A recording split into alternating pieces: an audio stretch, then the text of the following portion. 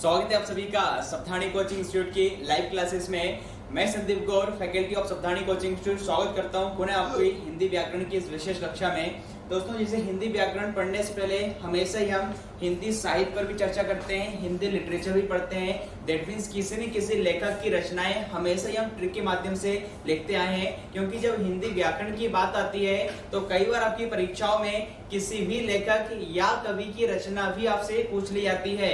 इस कारण हम हमेशा ही हिंदी व्याकरण पर चर्चा करने से पहले हिंदी साहित्य पर चर्चा करते हैं और हमेशा किसी न किसी लेखक की रचनाएं हम ट्रिक के माध्यम से लिखते हैं। तो आज उसी परंपरा को पुनः आगे बढ़ाते हुए हम सबसे पहले चर्चा करने वाले हैं दोस्तों हिंदी साहित्य की, और हिंदी साहित्य की रचनाएं हम ट्रिक के माध्यम से देखेंगे।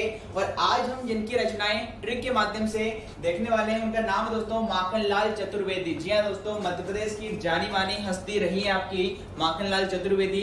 एक फेमस आपके कवि लेखक होने के साथ साथ ये पत्रकार भी थे और साथ ही साथ में इन्होंने अध्यापक के तौर पर भी आपके जीवन में काम किया है। तो आज हम जिस लेखक की या कवि की रचना देखने वाले हैं उनका नाम है दोस्तों माखनलाल चतुर्वेदी। अब माखनलाल चतुर्वेदी ने जितने भी निबंध लिखे हैं, जितनी भी कहानियां लिखी हैं, जितने भी काव्य संग्रह लिखे हैं, वो सारे एग्जाम में पूछे ही जाते हैं। और उससे पहले हम उनके व्यक्तिगत जीवन पर भी बात करेंगे। तो यहाँ पे यदि व्यक्तिगत जीवन की बात करें तो माखनलाल चतुर्वेदी का जन्म हुआ था 4 अप्रैल 1889 वाबई मध्य प्रदेश। जी दोस्तों, होशंगाबाद जिला का नाम आपने सुना होगा। होशंगाबाद जिले से कुछ दूरी पर गांव है बाबई और इसी ग्राम में आपके माखनलाल चतुर्वेदी का जन्म हुआ था। यदि निधन की बात करें तो 30 जनवरी 1968 में इनका निधन हुआ था। अब जन्म और मृत्यु तो आपके एग्जाम में नहीं पूछी जाती है, इसके अलावा जो अन्य तथ्य हैं वह आपसे जरूर पूछे जाते हैं। जिसे कर्म क्षेत्र की बात करें, कर्म क्षेत्र का मतलब होता है कि चतुर्वेदी जी ने अपने जीवन में किस किस तौर पर, किस किस भूमिका पर काम किया है। तो ये आपके कवि भी हैं, मतलब कविताएं भी लिखी हैं, लेखक हैं, और कवि और लेखक होने के साथ साथ पत्रकार भी रहे हैं और साथ ही साथ आपके ये अध्यापक भी रहे हैं। इनका अधिकांश जीवन आपके मध्य प्रदेश के खंडवा जिले में व्यतीत हुआ। जी दोस्तों, इनका अधिकांश जीवन मध्य प्रदेश के खंडवा जिले में आपका व्यतीत हुआ है। अब यदि उपनाम की बात करें, उपाधि की बात करें, तो लास्ट में आपके एमपीएसआई में पूछा गया था कि निम्नलिखित में से कौन सा कवि या लेखक एक भारतीय आत्मा के नाम से, जी हाँ दोस्तों, वह कौन सा कवि या लेखक है जो हिंदी साहित्य में एक भारतीय आत्मा के नाम से प्रसिद्ध है। ये लास्ट टाइम आपके एमपीएसआई में पूछा गया था। तो एक भारतीय आत्मा के नाम से विख्यात कवि कौन है दोस्तों? आपके माखनलाल चतुर्वेदी। चलिए अगली बात करें सम्मान या पुरस्कार की, तो इन्हें जो सम्मान मिला है एक आपका साहित्य अकादमी पुरस्कार। जी हाँ दोस्तों, साहित्य अकादमी पुरस्कार इन्हें 1955 में मिला था। और इनसे महत्वपूर्ण सबसे तथ्य यह है, सबसे महत्वपूर्ण, कि सबसे पहले साहित्य अकादमी, यदि आपसे पूछा जाए कि वह लेखक कौन है जिसे हिंदी साहित्य का सबसे पहले साहित्य अकादमी पुरस्कार दिया गया है, तो वह आंसर क्या है दोस्तों? माखनलाल चतुर्वेदी। माखनलाल चतुर्वेदी वह पहले कवि या लेखक थे जिन्हें 1955 में साहित्य अकादमी पुरस्कार दिया गया था। अब महत्वपूर्ण यह है कि भाई इनकी किस रचना के कारण इन्हें साहित्य अकादमी पुरस्कार दिया गया था। तो यदि आप में से किसी को भी इसका आंसर पता है तो कमेंट बॉक्स में बताइए कि माखनलाल चतुर्वेदी की किस कृति के कारण, किस रचना के कारण इन्हें 1955 में प्रथम साहित्य अकादमी पुरस्कार दिया गया था। जी हाँ दोस्तों, कमेंट बॉक्स में बताइए माखनलाल चतुर्वेदी की किस रचना के कारण इन्हें साहित्य अकादमी या साहित्य अकेडमी अवार्ड 1955 में दिया गया था। चलिए दूसरे सम्मान की बात करें तो दूसरा सम्मान इन्हें 1963 में आपका पद्म भूषण पुरस्कार से इन्हें नवाजा गया था। 1963 में इन्हें पद्म भूषण अवार्ड मिला है और 1955 में साहित्य अकादमी पुरस्कार मिला है। तो ये हमने कुछ व्यक्तिगत जीवन के तथ्य इनके देखे। अब हम चलते हैं माखनलाल चतुर्वेदी की। यहाँ पर पिक्चर भी आपको डिस्प्ले स्क्रीन पर दिखाई दे रही है। व्यक्तिगत जीवन परिचय के बाद अब हम माखनलाल चतुर्वेदी से जुड़ी हुई महत्वपूर्ण रचनाएं देख रहे हैं।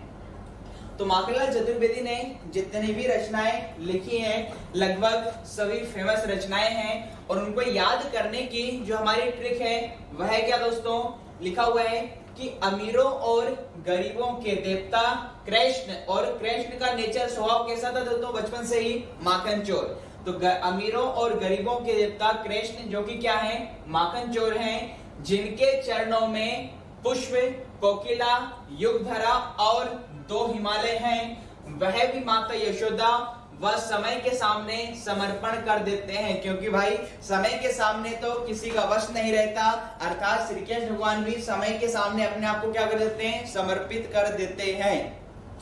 तो इस प्रकार इन 3 पंक्तियों के माध्यम से हम कई रचनाएं इनकी याद कर सकते हैं कि भाई हमने इस प्रकार की रचना लिखी है, ट्रिक लिखी है कि अमीरों और गरीबों के जो देवता है कृष्ण है, मतलब कृष्ण किसके देवता है, अमीरों के भी देवता है और किसके देवता है, गरीबों के भी देवता है।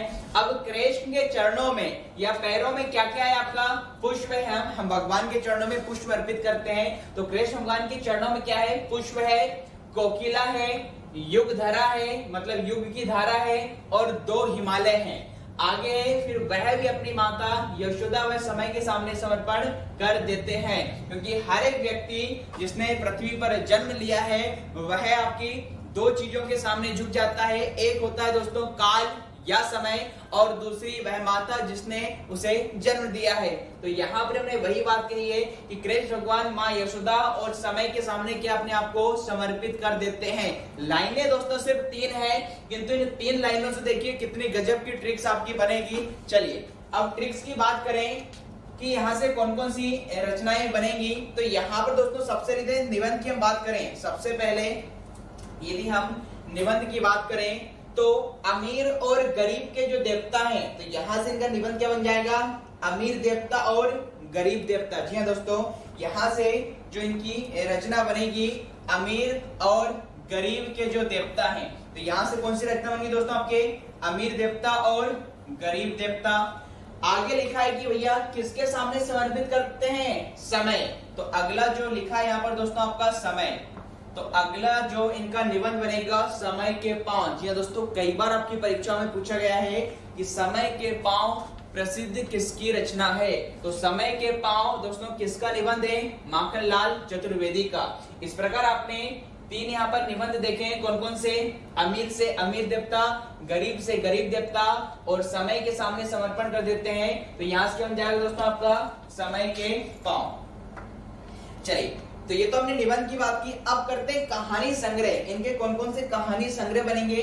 तो दोस्तों इसी अमीर शब्द से और इसी गरीब शब्द से आपको अमीर और गरीब दोनों में एक शब्द जोड़ना है, और वह कौन सा दोस्तों, आपका इरादे।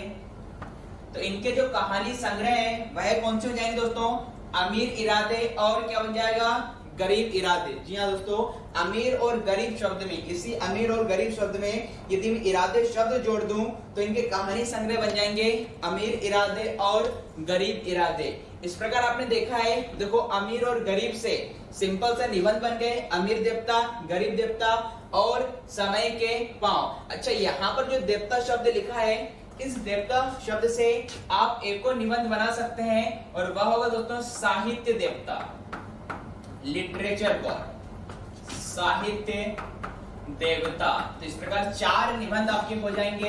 पहला हो गया था अमीर देवता, दूसरा गरीब देवता, तीसरा मैंने आपको एक और बता दिया है साहित्य देवता, और चौथा के दोस्तों आपका समय से समय के पांव, और कहानी संग्रह अमीर इरादे और गरीब इरादे। तो इतना आपने यहाँ पर देखा। चलिए अब चलते हैं अगले हम रचना की ओर। तो अगला इनके नाटक कौन से बनेंगे। तो दोस्तों नाटक के लिए यहाँ पर हमने अभी जो लिखा था कि अमीर और गरीबों के देवता कौन है दोस्तों, कृष्ण है। इसका मतलब है कृष्ण से जो रचना बनने वाली है दोस्तों, कृष्ण से जो रचना बनने वाली है वह इनका एक नाटक बनेगा, और वह कौन सा नाटक है दोस्तों, कृष्णार्जुन युद्ध। क्या बनेगा, कृष्णार्जुन युद्ध।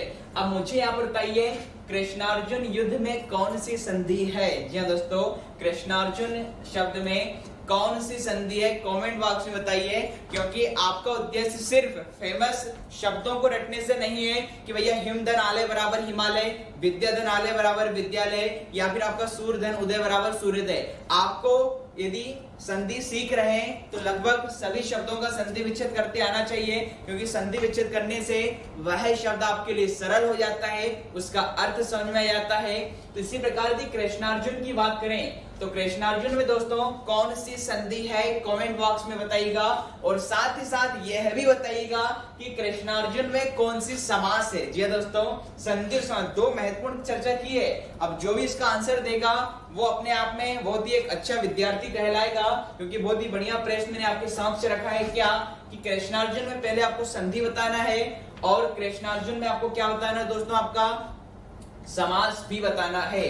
तो फटाफट कमेंट बॉक्स में आंसर रखिएगा अपना कि कृष्णार्जुन में कौन सी संधि है और कृष्णार्जुन में कौन सी समास है। कमेंट बॉक्स में बताइएगा कृष्णार्जुन में कौन सी संधि है और कौन सा यहाँ पर समास है। चलिए दोस्तों, यदि मैं यहाँ पर संधि की बात करूं तो संधि यहाँ पर होगी दीर्घ संधि। जिन लोगों ने भी आंसर दीर्घ संधि दिया है इज द राइट आंसर। और दीर्घ संधि कैसे होगा, तो इसको आप तोड़ेंगे तो क्या बनेगा, कृष्ण धन अर्जुन। किसमें संधि विच्छेद होगा, कृष्ण धन अर्जुन। अब आपको पता है इस ऋणाम में भी क्या है आपका, कौन सा स्वर है आपका, आ स्वर है, प्लस यहाँ पर भी कौन सा स्वर है, आ स्वर है, और दो लघु अ मिलकर क्या बनते हैं, दीर्घ आ। इसका मतलब है यहाँ पर ऋणाम में किसकी मात्रा लगा दी, बड़े आ की। तो कृष्ण अर्जुन का मतलब होता है कृष्ण धन अर्जुन। संधि कौन सी बनेगी दोस्तों आपकी, दीर्घ संधि। तो ये तो संधि की बात होगी। अब समास का जिन लोगों ने भी आंसर द्वंद्व समास दिया है तो द्वंद्व समास is the right answer. Krishnarjun में कौन सी समास होगी दोस्तों, द्वंद्व समास। और द्वंद्व समास का इसमें इसका समास वगैरह क्या होगा, कृष्ण और अर्जुन। कितने लोगों की बात कर रहे हैं हम, दो लोगों की। तो यहाँ पर क्या आएगा, कृष्ण और अर्जुन। तो समास की हम बात करें तो समास कौन सी बन जाएगी दोस्तों, यहाँ पर आपका द्वंद्व समास, द्वंद्व समास। तो ये इतनी बेसिक जानकारी मैंने आपको बता दी आपके लिए। चलिए, तो अब हमने बात कर ली है कृष्ण से कौन सा नाटक बन गया है, कृष्णार्जुन युद्ध है। अब बात करें कविताएं कौन कौन सी बनेंगी। तो दोस्तों कविताओं के लिए आपको बता दें कि अभी हमने यहां पर लिखा था कि देखो दोस्तों, हमने कहा था कि अमीरों और गरीबों के देवता कृष्ण, तो कृष्ण से कौन सा नाटक बना है, कृष्णार्जुन युद्ध। और कृष्ण का स्वभाव कैसा था, माखन चोर। और माखन चोर कहने का मतलब हम किसकी रचनाएं लिखने वाले हैं दोस्तों, माखन, और चोर का मतलब है चतुर्वेदी। तो माखन चोर का अर्थ इससे लेंगे कि हम माखनलाल चतुर्वेदी की रचनाएं लिख रहे हैं। अब हमने कहा है कि भाई जिनके चरणों में, तो यहां से भी आप शब्द उठाएं दोस्तों, आपका यदि यहां से शब्द आप लेंगे कौन सा, चरण। यहां से आपने लिए चरण, और चरण को मिला दिया दोस्तों युग से। यदि चरण को आपने मिला दिया युग से तो रचना कौन सी निकल कर आएगी दोस्तों, यहां से युग चरण। तो इनकी एक रचना कौन सी बन जाएगी दोस्तों, आपका युग चरण। चलिए, तो इस प्रकार आपने देखा यहां पर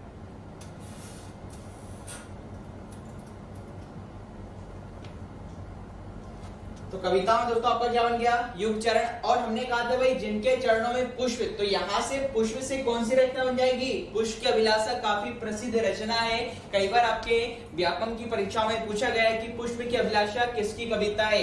तो ये दोस्तों कक्षा 5वीं में आपने पेज नंबर 1 पर ही आपने देखी होगी, पुष्प की अभिलाषा की चाहे नहीं मैं सुरवाला के गहनों में गूथा जाऊं। मतलब एक पुष्प की क्या क्या अभिलाषा है, क्या क्या चाह है, वह कहाँ कहाँ चढ़ने को इच्छुक है। तो बहुत ही बढ़िया इन्होंने कविता लिखी है। तो पुष्प से क्या बन जाएगा, पुष्प की अभिलाषा। और हमने कहा था कि जिनके चरणों में पुष्प है और क्या है, कोकिला। तो कोकिला में और क्या जोड़ देना आपको दोस्तों, कैदी। तो अगली कविता कौन सी बन जाएगी, यहाँ पर कैदी और कोकिला।